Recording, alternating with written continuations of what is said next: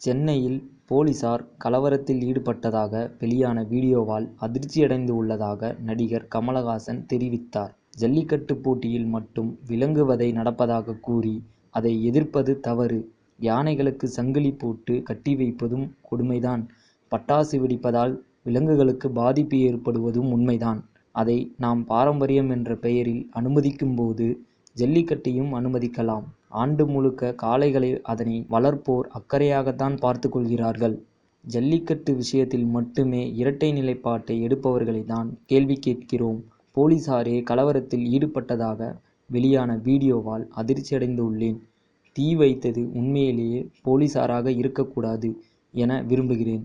கலவரத்தில் ஈடுபட்டது காக்கி சட்டை அணிந்திருந்தாலும் அவர்கள் என்னை போன்ற நடிகர்களாக தான் இருக்க வேண்டும் என்றும் விரும்புகிறேன்.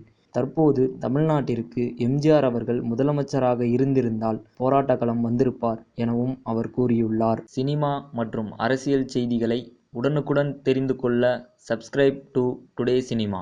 டுடே சினிமா நேயர்களுக்கு நன்றி, வணக்கம். Please subscribe to today cinema.